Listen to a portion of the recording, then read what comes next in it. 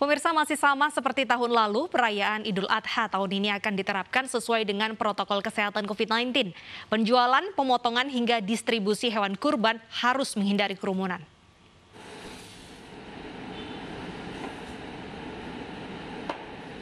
Di sini, disinfeksi tak hanya untuk perkantoran bekerja saja, tapi juga di kandang sapi ini.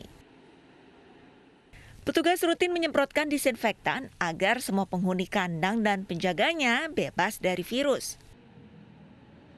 Jelang Hari Raya Idul Adha 1442 Hijriah pada 20 Juli mendatang, para pedagang hewan kurban mulai menjajakan sapi atau kambingnya. Sama seperti tahun lalu, tahun ini perayaan Idul Adha sesuai dengan protokol kesehatan COVID-19. Di Depok, Jawa Barat, pemeriksaan sapi dilakukan sesuai standar oleh dokter hewan. Jadi sapi yang sehat itu dia akan berdiri kokoh pada keempat kakinya.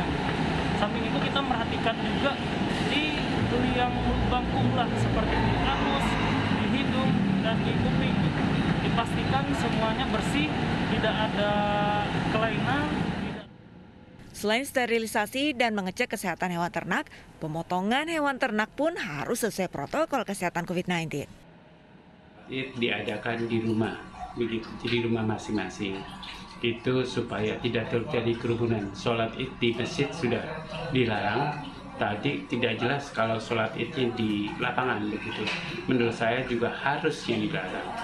Kemudian bagaimana pemotongan hewan kurban?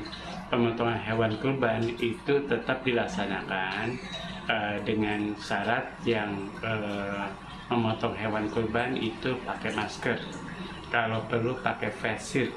Jadi dan maskernya double. Jadi menurut saya dengan memakai masker double bagi yang memegang hewan itu kalau bisa pakai tambang, jadi tidak banyak yang megang, jadi ada yang megang maksimal 2 atau 3, kemudian yang motong 1. Jadi kalau sapi yang megang itu 3 orang, kalau kambing cukup 1 orang atau 2 orang. Jadi pembagian daging hewan kurban disarankan secara door to door sesuai pendataan yang sudah dilakukan sebelumnya.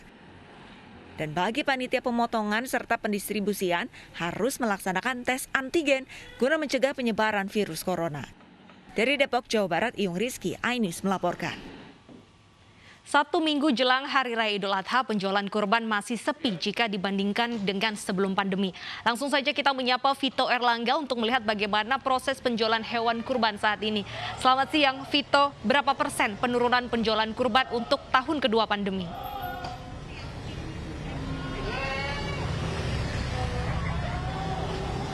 Ya, selamat siang Deta dan pemirsa. Dapat kami laporkan memang berdasarkan data sementara yang kami dapat dari sejumlah pedagang hewan kurban, untuk penurunan omset sendiri memang sejauh ini berkisar sekitar 50%. Namun hal ini masih tentatif. Hal ini dikarenakan memang penjualan masih akan terus dilakukan hingga 5 hari ke depan. Dan perlu kami laporkan bahwa memang selain penjual hewan kurban konvensional, menjelang Idul Adha yang kurang dari 1 minggu lagi, sejumlah pedagang hewan kurban yang bersifat musiman ini sudah mulai membanjiri sejumlah wilayah di ibu kota. Salah satunya di tempat di mana saat ini saya melaporkan, yaitu di Jalan Keramat Jaya, Johar Baru, Jakarta Pusat.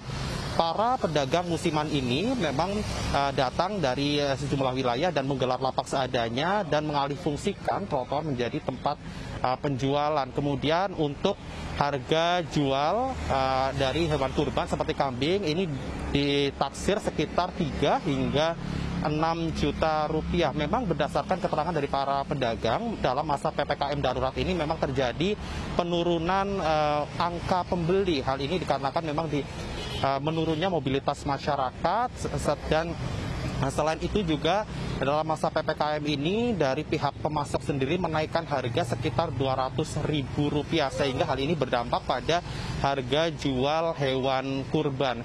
Dan rencananya memang dari para pedagang musiman khususnya di wilayah Johar Baru ini akan terus melakukan perdagangan hewan kurban di tempat ini hingga 5 hari ke depan. Namun diprediksi bahwa angka penjualan ini akan diharapkan naik H-1 jelang Idul Adha atau H-1 jelang Idul Adha atau pada hari Minggu besok.